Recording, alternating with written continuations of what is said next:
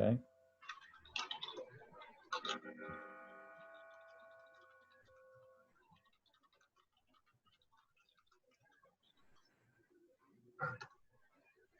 There's Mr. Clarity.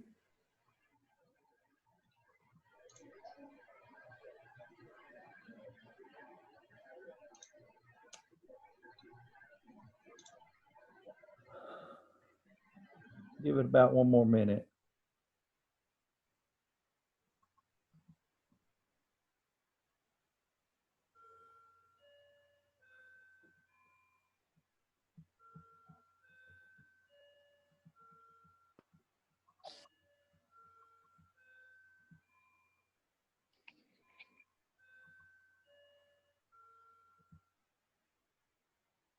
Everybody looks comfortable.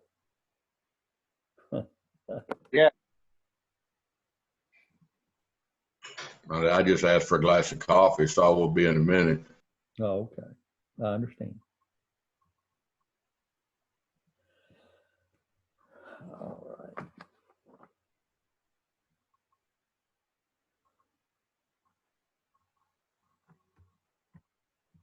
Rachel, are you ready enough to be able to take your minutes? My ear to hear. Okay. We're recording But it. I so do that- apologize, y'all gonna have to look at my ear. Well, we can hear you fine. We can Okay. hear you fine. We can, you can pull the minutes off of the recording if you need to. Okay. Okay. Go Okay. ahead and you go ahead and kind of call through the roll if you would, and when I call your name, just state your name and say that you're here. Hello, Landon. We were just getting started. Okay. Dwight Jewell is here. Mr. Ford, Okay. don't see him yet. Rachel Jones. Here, Rachel Jones. Ken You want me Buckmaster. to- is it- Here. Shane Burton. Here. Gary Clarity. Here.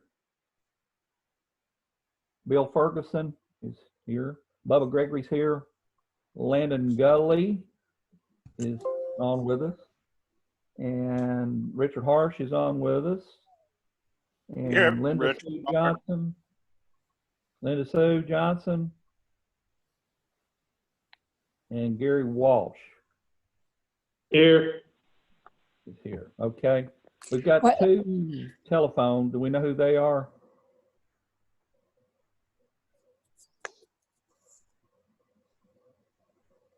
One is Jerry Ford. Glad you can make it, Mr. Ford.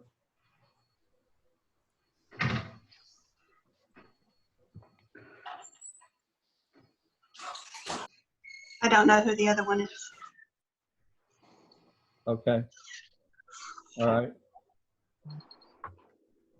Appreciate everybody being here tonight and for us trying to conduct business this way. Hopefully, from what the governor has told us, this may be coming to a conclusion pretty quick, and we'll talk about that a little bit later on.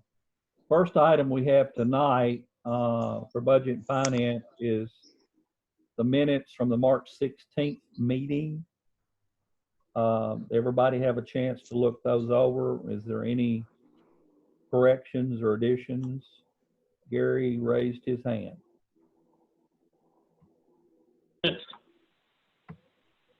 Okay, go ahead. Make a motion to approve the minutes. Okay. Is there a second? Mr. Gully makes a second. Okay. No additions, no corrections. All in favor? Please say aye. Aye. Is there any opposition? Hearing none, seeing none, the minutes are approved from the March 16th meeting. Next thing is the county financial summary and the trustees' reports. You should have received those in your packets. Can go over those with you.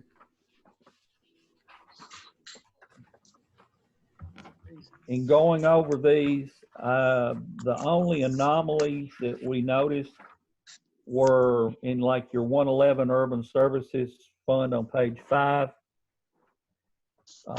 Your revenues are skewed because of the Streetscapes grant money that hasn't come in yet. That's why those percentages look strange. On page 6, in your solid waste grants, the landfill, there again, similar situation. That's throwing those numbers, the total numbers, kind of out of whack. But if you put those in, everything else is good. At this point in time, we're at 75% of our year to date is where we should be. On the revenue side, anything above 75% is good. And on the expenditure side, anything below 75% is where you want to be. Did anybody have any questions about any of that or notice anything that looked out of line? If you want to speak to it, raise your hand and we'll get to you. Yes, Mr. Richard Harsh.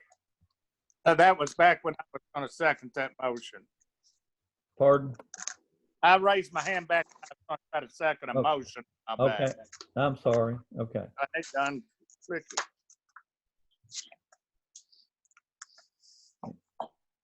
Anybody have any questions about the trustees report? See any problems with it?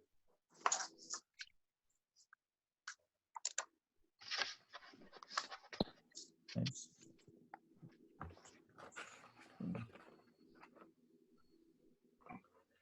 I didn't notice anything else. I think we're sitting in pretty good shape at the end of the third quarter. Of course, so many things come in the last month that you don't really know until you get into the very last month. But we're looking real good going into that. Mr. Ford, did you want to make a comment? No, we're just adjusting this phone, sir. I'm sorry. Oh, that's okay. That's okay. All right. Anybody else? Okay. Do we have a motion to accept that financial summary and trustees report? Move to approve. We have a motion from Mr. Harsh to approve. Is there a second? I'll second. Mr. Clarity, that's got the second. All in favor? Say aye. Aye. Is there any opposition? Passes unanimously. Okay. The next item of business we have is resolution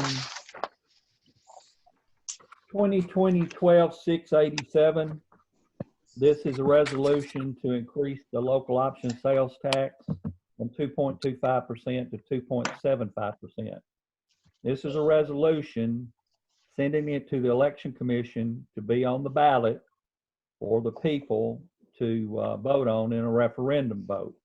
And this is to be on the August 6th election.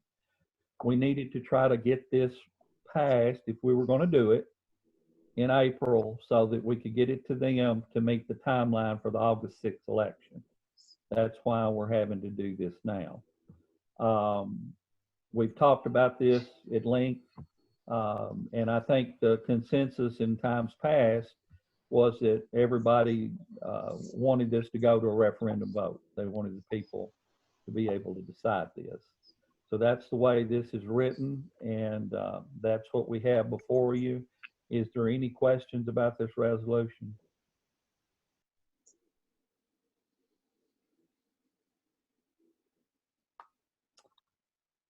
Mr. Clarity. I'll make a motion to put it on the ballot.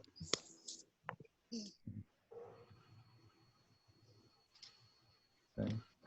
Right now, this would be a recommendation to send it to the full body at our next meeting. Okay.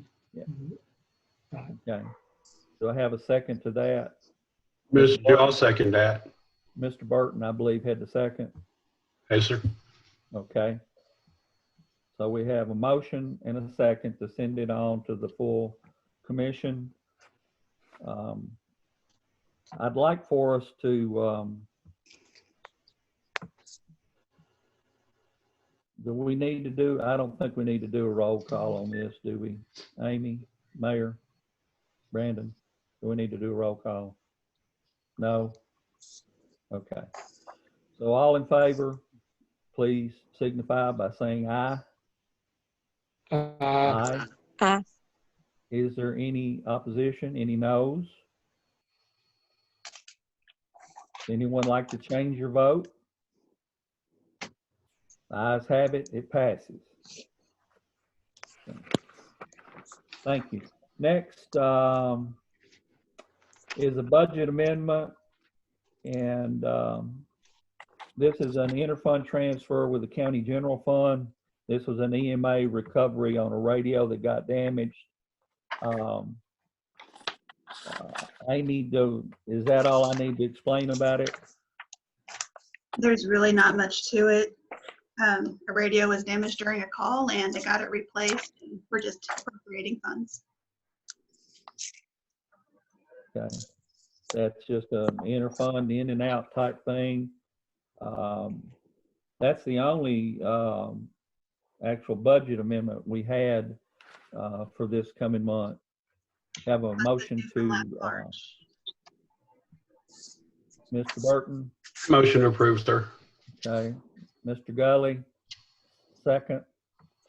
Okay. All in favor, sending this on, signify by saying aye. Aye. Any opposed? Any opposed? Anyone like to change their vote? Ayes have it. Okay. Next thing I'd like to talk about just a little bit is the our 2021 budget. We've been working on that. We have most of the figures back in. We have preliminary from the school system. We've sent some of those things over to you. We want to try to start having our budget hearings sometime the first or second week in May. From the information we have, it looks like we're going to be able to meet again. We may have to do the social distancing thing, but that we should be able to have physical meetings by then. Good. So we're going to try to send the information to you as we have it available so that you can start looking it over. And then we'll try to start those things, and hopefully in May, we'll be able to be back on our regular meeting and meeting schedule. And that's what we're hoping to do. I do think we need to go ahead and meet next Monday night and do it electronically as we planned, because that's what we have planned and what we've basically advertised. I know it's going to be a little awkward and it's going to be lengthy, I'm sure, to get through everything. And we'll talk about that more in the work session the next hour. But hopefully we'll be able to do it this time, and then we won't have to do it anymore. That's what we're hoping for. Mayor, on the budget, you want to say any more on it at this point? I'd just like to point out, I'm sure I don't have to explain it to you, everyone, but I will again, that remember that the estimates we got here are just preliminary based on the figures we have right now, that these are, when we get down to the end of the year, they will not be the final numbers, and they may change between now and when you have the budget hearings based on expenditures that come in. I do think we're sitting pretty good right now, but as we go through the budget process, things could change. And so I just wanted to point that out to everyone. I think we did send that out to you so you could review it. Right now, there's not a proposed increase, and I think we'll be sitting pretty good on the 101 fund balance. Right now, we're projecting about $733,000 in funds for the 101.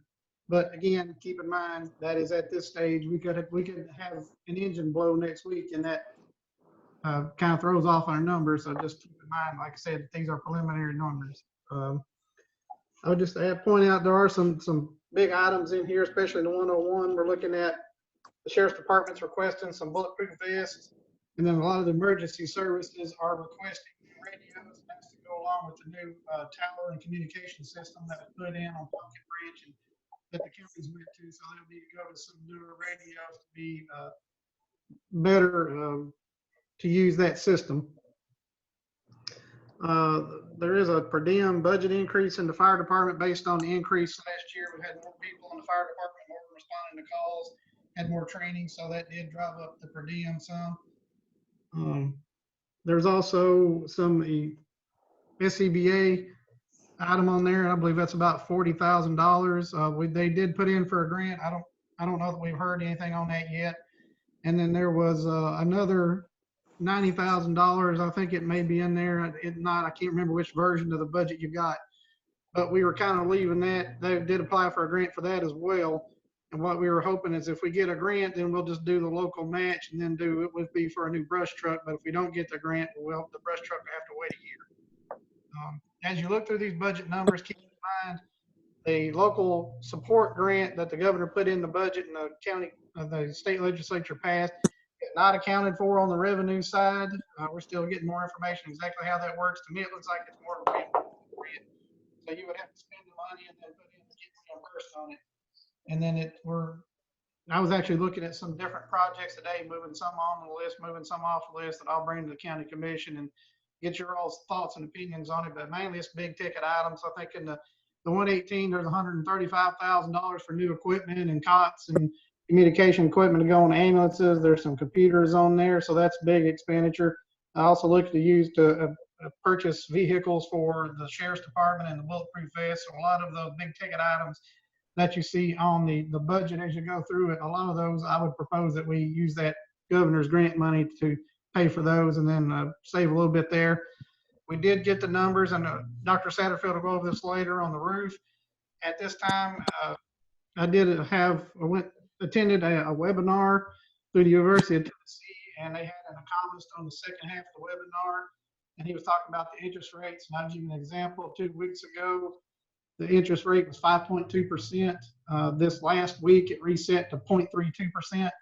So if we're going to have to take on debt, now is about the best time that has been for the last few years to take that debt on. And I did ask, as we submitted that, the roof estimate to our financing company, we did ask them to give us an option on refinancing some of our other larger outstanding loans right now, to see if maybe it'd be advantageous for us to refinance those and go to fixed rates for such a low interest rate right now.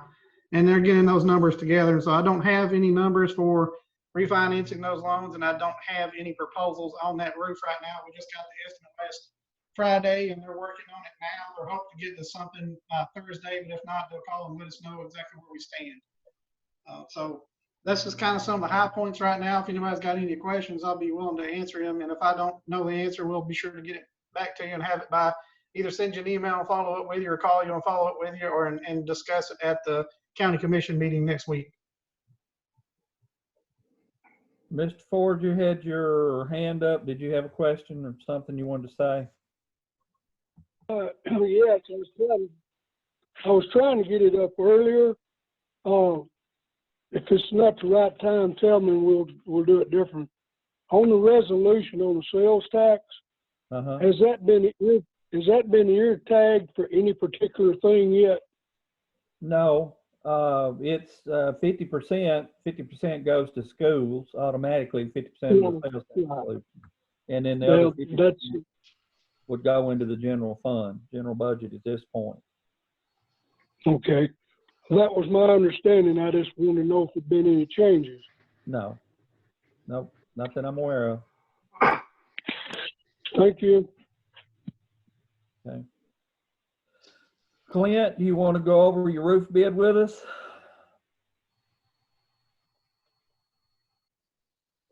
Dr. Satterfield, you need to unmute yourself. I'll get him. I got him. Okay, you're good. I'm sorry, I was. You're good. Well, thank you for allowing me to be here, and I'm just taken by how we have learned to work this technology in such a short period of time. But we worked on our roof bids. I've got John, John Cheney, our architect, is here, and he can maybe go into some specifics. But John, we're on schedule. We were able to get our bid documents out. We got fire marshal approval. I think we had a pre-bid meeting on the 2nd of April. Is that right, John? April 2nd, yes, sir. April the 2nd. And then we were able to get the bids to the board last Thursday, for which they approved. The only thing that I guess the elephant in the room that needs to be discussed is that we only had one bidder, and that was A-Alert Roofing. This is the same group that gave us the estimate in June of last year when we were opening these discussions about the middle school roof. That estimate at that time was, hold on a second. That estimate at the time was $830,000. Of course, that was an estimate, and the bid came in at $989,783, of which that $98,978 is contingency of 10%. So if you took the contingency amount out,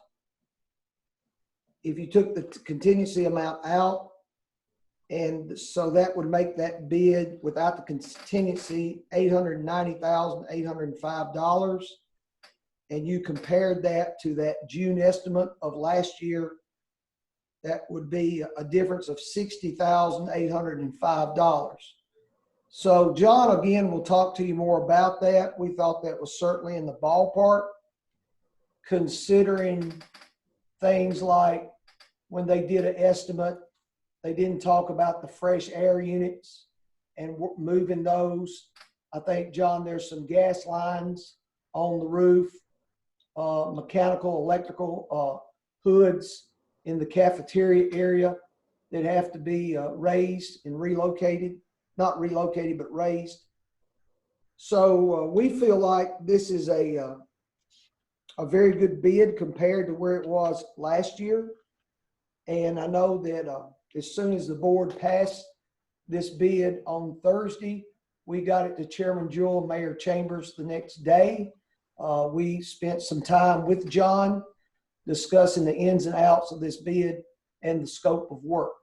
So with that, Chairman Jewell, I'll turn it back over to you, and John's here to answer any questions that we may have. I will remind the committee, what we had before was a rough estimate, and it did have a lot of exclusions. And that's one thing that we had discussed before. There was a lot of things that were not included in that estimate early on. So I think we all knew that probably we were going to come in at an actual bid at much more than that amount. There is a substantial contingency amount in here that you may have to use, you may not have to use. That's to be determined as you get into it. I personally, I think it's about what I expected it to be from my experience with construction and building and the type of thing that we're doing. And I had even said this, I think, in previous meetings, that I was going to expect this to be more like $1.2 million. And so in that respect, I'm a little bit surprised at this bid. I think it's a reasonable bid. I wish we'd have had more bidders, and several companies did look at it. But right now, they're all so busy that they just didn't want to take on another project for whatever reason. John, can you add anything to that, or have we pretty much covered everything? I'll be glad to. I think you and Dr. Satterfield covered most everything, but I'll go over maybe some additional items here. So if you take the contingency out of the bid that was submitted that we received last Thursday, It's about a 7% increase over the budget from last June. Now, having said that, there were a lot of things in the design that are required to facilitate that installation of the new roof system and the structural components and the superstructure to hold the roof up that were not included in that budget. And the big items were electrical work, HVAC work, and then the gas line. You can have a gas line in an attic space, but it's not recommended. But you cannot have joints, unions, and valves and such. So we've had to relocate the existing gas line, which runs all over the roof. That has to be relocated and coordinated with the construction efforts. Now, while the drawings were at the State Fire Marshal's office, we went ahead and started the advertisement process. And let me just say that we did follow the state law always during the bid process. We felt like by making the pre-bid meeting mandatory and forcing the contractors to show up on site at a particular date to ask questions and interact with Dr. Satterfield and his staff, his maintenance staff, and myself and the engineers was the best route to go. So we made the pre-bid meeting mandatory as a condition of submitting a bid. Not only did we advertise the project, but we put the drawings and specifications in 4 different plan rooms around Nashville. Some of those are national and reach beyond just Middle Tennessee area. I did have one contractor from the North Carolina area call me.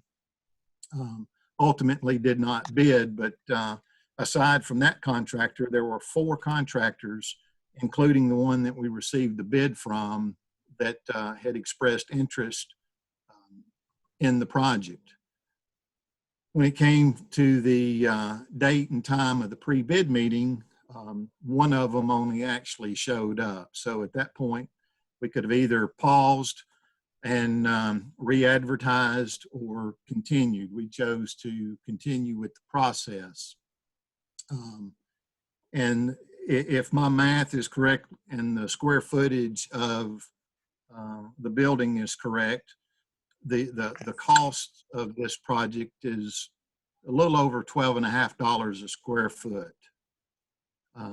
Now, last June, if Dr. Satterfield had called me on the phone and said, "John, what's a reasonable budget for a retrofit standing seam metal roof?" I would have said anywhere from $12 to $15 or $16 a square foot, just without much hesitation. So that the bid that they ultimately submitted, I feel is a fair and reasonable price. I don't believe they, just based on other pricing information that we have on past projects and keeping up with market trends, I don't believe that they have taken advantage of the situation, because they knew before they turned in their bid that they were the only bidder. And so I give them credit for not trying to take advantage of the situation. Mr. Jewell did say that we have included a 10% contingency. I don't think anybody would start a home renovation, kitchen or a bath renovation, without having some type of contingency to fall back on. And so we've done that. We've included 10%, and that is included in their bid. Mr. Buckmaster, did you have a question? Well, you already answered one of them as far as the process for advertising, since it was one only bidder. I just want to be clear on that. The other thing was time frame, approval, start, finish, especially given looks like we're out of school now. And I understood if they began that this summer, it may run into school next year. Is there a difference in the time frame now?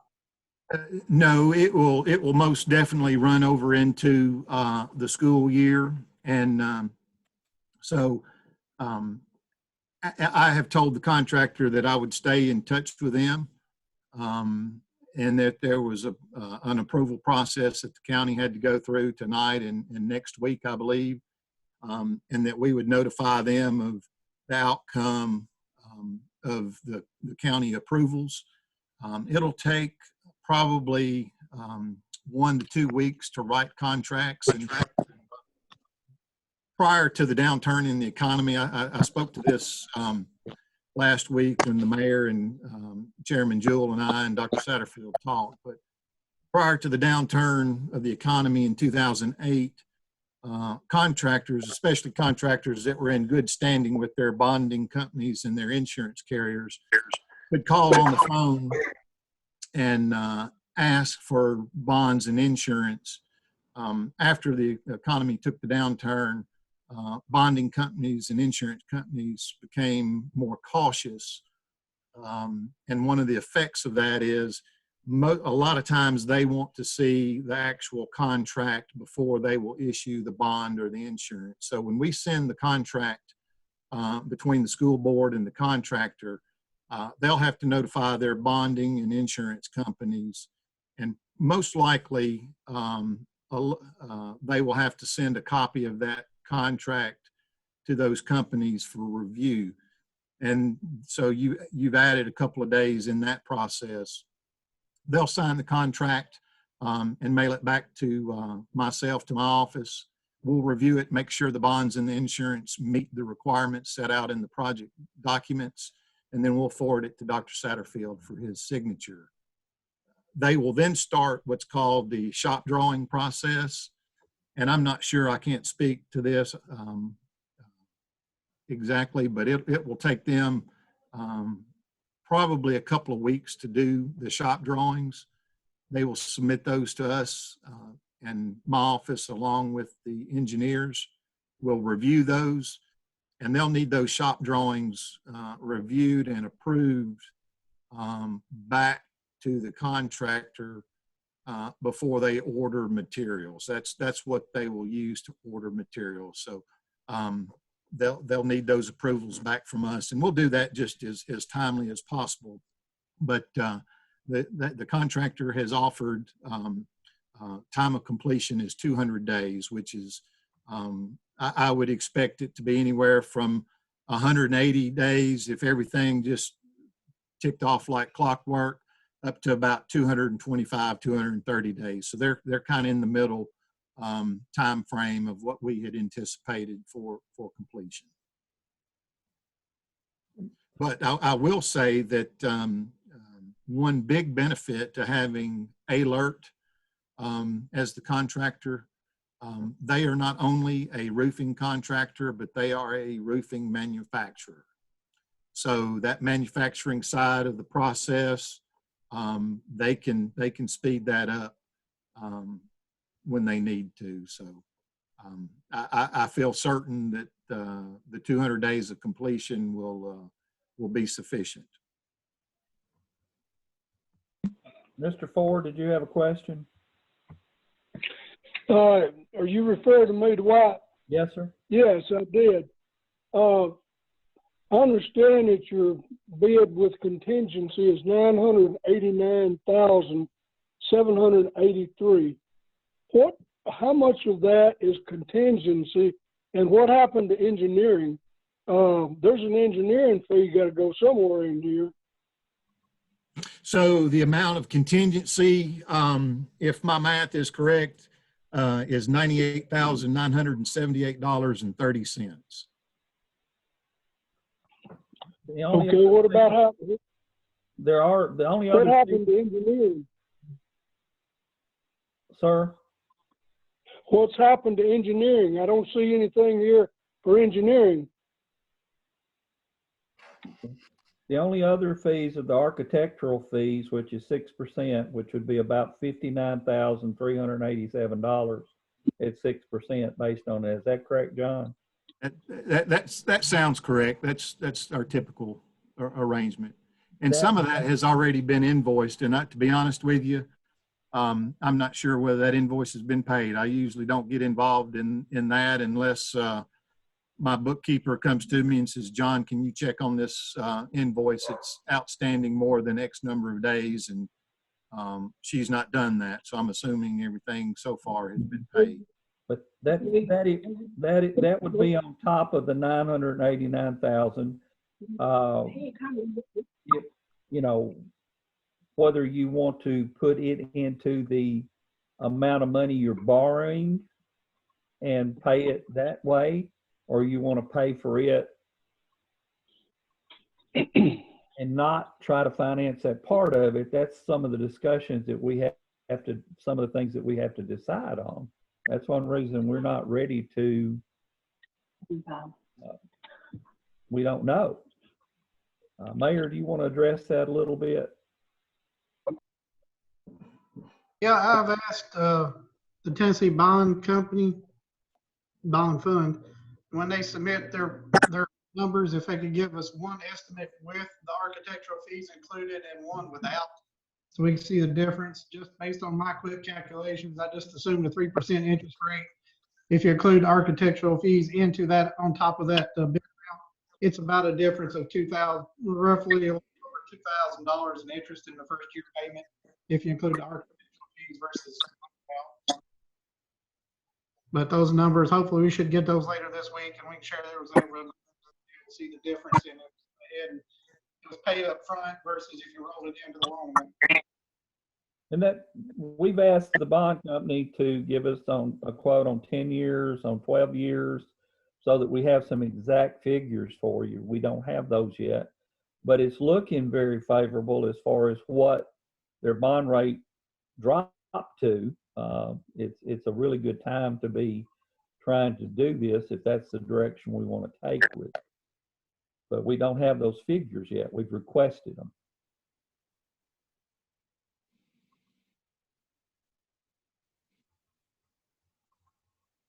Mr. Clarity has a question. Yes, go. Let me unmute you. You had to get 3 or you rebid it. Do what now? I thought when you let out bids, you had to receive 3 bids or you have to rebid. Not that I'm aware of. Brandon? You might speak with the county attorney in particular about that, but I don't believe that's the case. He's here. He can answer that. Mr. Beller? No, I mean, my understanding is that's correct. Of course, you know, you let it out to bid, and of course I wasn't involved in that bidding process, but I've always understood that that's not the case. You don't have to have 3 bidders on it. You let it to bid, and then whoever shows up, whoever makes your bids, who makes your bid. My understanding it was advertised properly, from what I understand, and there was only 1 bidder. I assume that's correct, John. Is that right?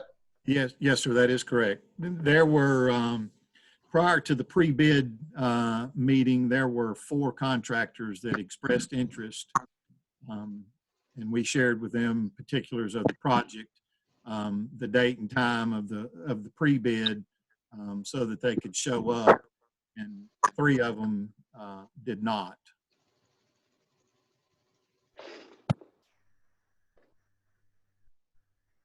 Chairman Jewell. Thank you, Mr. Beller. Does that answer your question, Mr. Clarity? Yes. Okay. Mayor, anything else you want to add further? Did you tell us where you see us going forward with this, or how you see us going forward with it?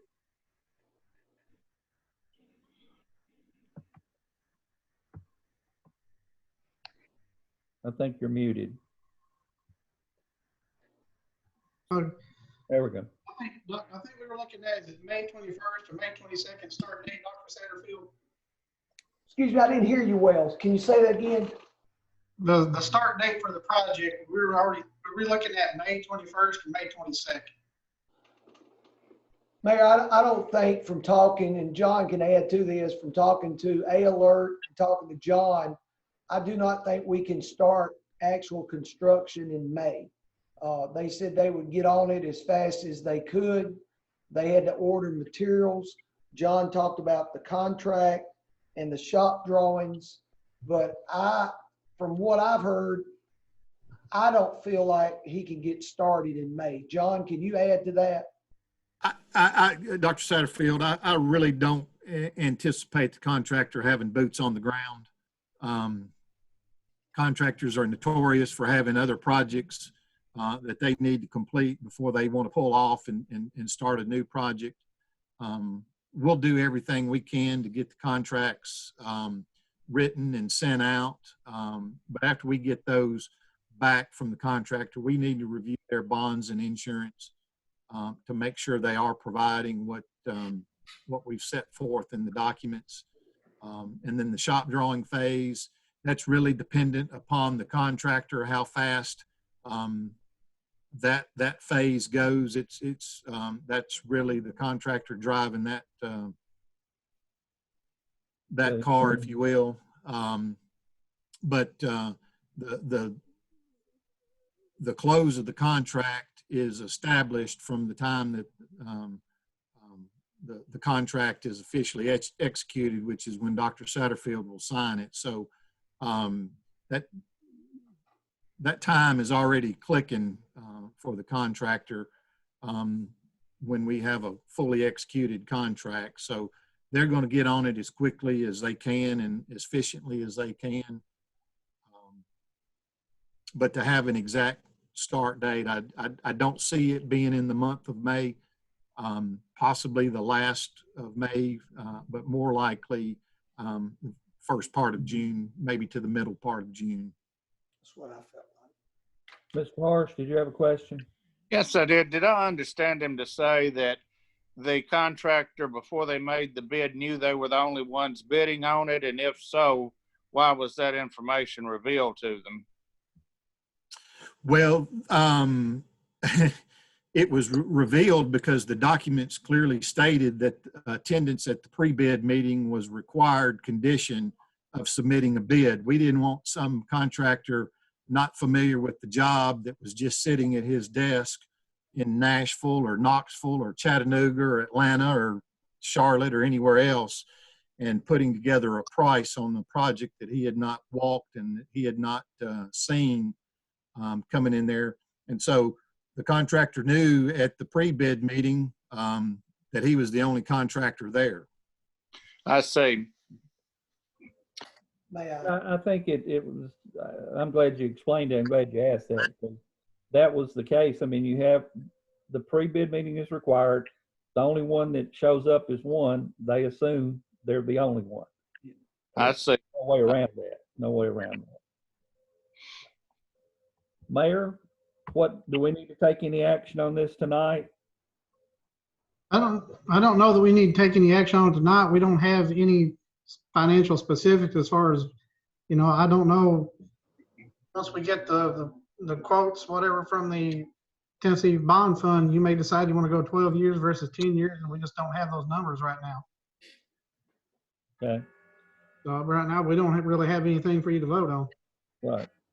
It's basically informational. Is any other questions? Any questions? Chairman Jewell? Yes, sir. I would like to add to Mr. Clarity's question and Mr. Harsh's, and I too was and still am concerned about the one bidder. And I think John has shared some very good insights about that. But what makes me feel better about this one bid is this is the same company who gave us an estimate over in June of last year. So we do have a standard to compare this bid to, and we're not in total loss. So yes, I would have loved to have 3 to 5 bidders, but that didn't take place. But it's not like we didn't have some insights to compare it to. That's all I wanted to add. And let me say, I touched on that as in my opening remarks, but so that budget was $830,000, if I remember correct. Is that right, Dr. Sam? That's correct. Yeah. So if you look at that and you take the cost of the contingency out of the bid that was submitted, that's really only an increase of about 7% from June of last year until now. And we have included, that budget did not include demolition. It did not include any electrical work, any plumbing vent, extending plumbing vents. It did not include new roof curbs to match the new slope roof for any of the mechanical systems, the fans, the vents, the fresh air units, and things of that nature. Didn't include any masonry work. And so, but the final design did include those items. So I think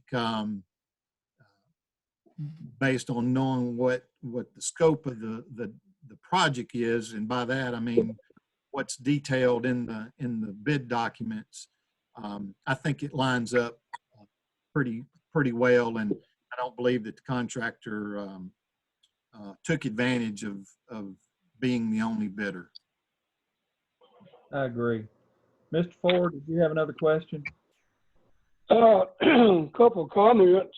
Okay. I say I've been sitting here with a pencil figuring on this for a considerable amount of time. And if you look at the 830,000 we started with, the best I can tell, the actual bid is up about $50,000, which puts it at about $880,805 if you take the contingency out. Now, if you take the engineering or architectural fee, 6% of that, that would be another $54,848, which puts you back to $935,653. So you're actually looking at a bid here of about $935,653 plus $98,778 contingency fee. Overall, you're $1,034,631. That's very close. In reality, we're $204,000 more than we were told it would cost last year, which a good bit of that is contingency fee. I'm just wondering if the school board is interested in helping to pay for any of that. I know they're going to pay the first month's or the first year's payment on it, but we're up $200,000. Looks like Clint, since he's getting some more good money in from the state that can't be used for nothing reoccurring, might want to put part of that money into this building.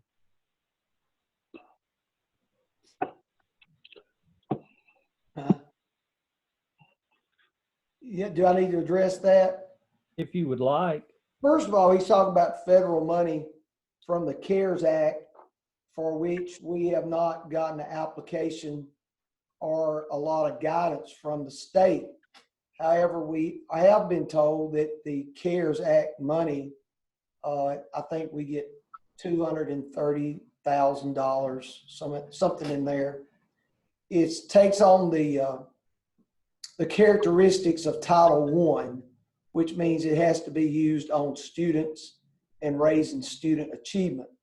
So that there's no way that the CARES Act funds could be used on a fiscal plant. That would not be allowable use of funds on that. You know, we are making the first year payment. I think the mayor said the other day he estimated that would be somewhere in the neighborhood of $130,000, and we plan to budget that in our budget this upcoming year. That's all that we've talked about all along, and with the Board of Education. So anything other than that would certainly have to take on some more negotiations. I understand. Well, we're not in the process, in the position tonight to approve anything, to vote on anything. We wanted you to have the figures. We've got another meeting that's starting in 10 minutes that we all have to log off of this to log on to the other meeting. So let's put this, let's ponder it. If you have questions for me, for the mayor, for Mr. Satterfield, for John, I'm sure he'd be glad to talk to any one of us that needs to talk to us. Is there any other business tonight that we need to discuss before we get into our next meeting? Mr. Buckmaster. Motion adjourned. Have a motion to adjourn. All in favor, sign off. Right. Thank you, everyone. Thank Really you. appreciate it. Now you will have to log off